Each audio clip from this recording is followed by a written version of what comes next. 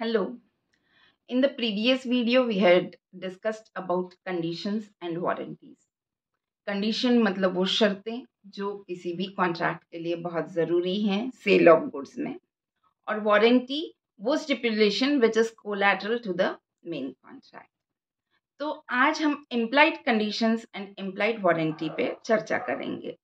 Expressed मतलब जो बोली गई हूँ अग्रीमेंट के समय, सेलर ने बताया हो कि ये गुड्स में ये चीज़ तो रहने ही वाली है, या बायर ने ये कहा हो कि मुझे यही स्पेसिफिकेशन के गुड्स चाहिए, ऐसा ही चाहिए, तो वो एक्सप्रेस्ड कंडीशंस हुई थी और उसी के साथ कुछ एक्सप्रेस्ड वारंटीज भी रहेगी. लेकिन कुछ चीज़ें ऐसी रहती है कि चाहे बायर बोले या ना बोले, ये कंडीशंस पूरी होनी ही चाहिए. Means these are implied to be fulfilled. So first implied condition is to title. Title मतलब मालकियत. तो यदि मैं आपको कोई गुड्स बेच रही हूं, मतलब मुझे वो गुड्स बेचने का अधिकार है. अधिकार तब रहेगा जब मैं वो गुड्स की या तो मालिक रहूंगी या मैं ऑथोराइज्ड एजेंट रहूंगी वो गुड्स बेचने के लिए. आप मुझसे जब गुड्स खरीदने आएंगे तो आप मुझसे ये नहीं पूछेंगे कि भाई ये गुड्स चोरी के तो नहीं है, आपको बेचने का अधिकार तो है. इट इज इम्प्लाइड कि जो व्यक्ति बेच रहा है he has the right to sell the goods. Means he is the proper owner of the goods, or he is the proper authorized person to sell the goods. So this is the first implied condition as to title. Then implied condition as to sale by description. You have described the purpose. आप goods खरीदने गए तो आपने बता दिया कि आपको कोई चीज चाहिए तो क्यों चाहिए.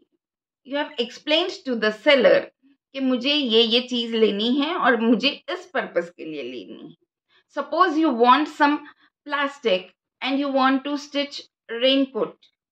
तो तुमने सेलर को बता दिया कि मुझे इस तरीके का प्लास्टिक चाहिए जिस पे सिलाई रह सके. I want to get some raincoats stitched. Now it is the responsibility of the seller to give you that quality of plastic जिससे आप रेनकोट बना सको, या जो भी मटेरियल यूज होता है रेनकोट बनाने के लिए. और यदि उस मटेरियल पे सिलाई नहीं टिक सकती है तो इसके अलावा क्या हो सकता है, ये सेलर ने आपको बता देना चाहिए कि भाई जो आप बोल रहे हो वैसा, या तो उसके पास मटेरियल नहीं है तो he should tell you that. And if he is giving you something, तो it is very much necessary that the seller should give appropriate goods which match to your description. इससे कुछ भी गलत आ गया तो you have all the right to break the contract. या आपने मान लीजिए कि आपको फर्नीचर बनाना है, किस तरीके का फर्नीचर बनाना है उसके हिसाब से आपने डिस्क्राइब करके सेलर को बताया. वो जो गुड्स में वुड में डील करता है उसको बता दिया कि मुझे इस टाइप का फर्नीचर बनाना है तो इसके लिए मुझे वुड चाहिए. Now it is the responsibility of the seller to see कि if he is giving you wood तो वो आपके डिस्क्रिप्शन, आपकी रिक्वायरमेंट को प्रॉपरली मैच होता हो, वैसा ही वुड वो आपको दे. यदि उसके पास है तो, और नहीं है तो he should say no, because here you are relying on the skill and knowledge और कैपेबिलिटी ऑफ द सेलर. आपको नहीं पता कि कौन सा वुड उस टाइप के फर्नीचर के लिए यूज होगा. So here you are relying, you are dependent on the skills of the seller. So it is the duty of the seller that he should give you the goods which match the description. Then implied condition as to sale by sample. मान लीजिए कि seller ने आपको पहले कोई sample बताया और वो सैंपल आपने अप्रूव किया, और फिर अब जब वो बल्क भेज रहा है, मतलब बड़ी क्वांटिटी में जब गुड्स भेज रहा है, तो there is an implied condition कि वो बल्क उस सैंपल से मैच होना चाहिए. यदि वो बल्क उस सैंपल से मैच नहीं हो रहा है तो आपके पास ये अधिकार है कि आप कॉन्ट्रैक्ट तोड़ सकते हैं. This is implied condition as to sale by sample. Then implied condition as to fitness और क्वालिटी. तो जिस पर्पस के लिए गुड्स लिए जा रहे हैं वो पर्पस पूरा होना चाहिए, वो गुड्स उस पर्पस के लिए फिट होने चाहिए. Now suppose you purchase a bag, hot water bag, है ना, आपको कोई पेशेंट के लिए या किसी के लिए आप हॉट वाटर बैग खरीद रहे हैं. तो यदि वो हॉट वाटर बैग में आपने 1-2 बार यूज किया और उसके बाद वो यदि बर्स्ट हो जाती है तो इज इट फिट? नहीं, इट्स नॉट फिट, क्योंकि उससे इंजरी होगी। जो इसके अंग पे वो गर्म पानी गिरेगा, वो बंदा जल जाएगा ना, उसको फफोले आ जाएंगे।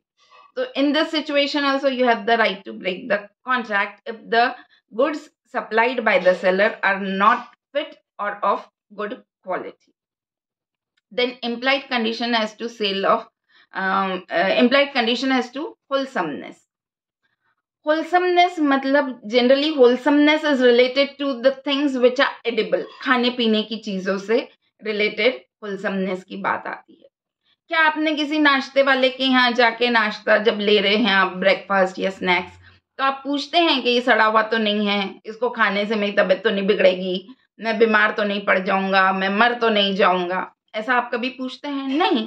क्यों नहीं पूछते?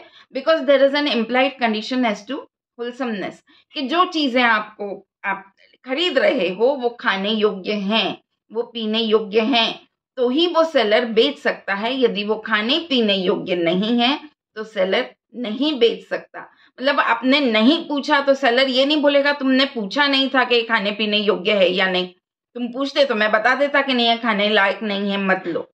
तो जब भी आप खाने पीने की चीज खरीद रहे हैं तो there is an implied condition as to wholesomeness. Then the next is implied condition as to merchantability. Merchantability मतलब उसका कोई डिफिनेशन इंडियन आपके ये सेल ऑफ गुड्स एक्ट में नहीं दिया हुआ है, लेकिन English sale of goods act में मर्केंटेबिलिटी का मतलब ये है कि वो वापस यानी या तो यूज करने योग्य हो या वापस बेचने योग्य हो। तो मान लीजिए कि आपने सीमेंट का ऑर्डर दिया, तो आपको सीमेंट क्यों चाहिए था? Either you want to construct something और you want to sell that cement.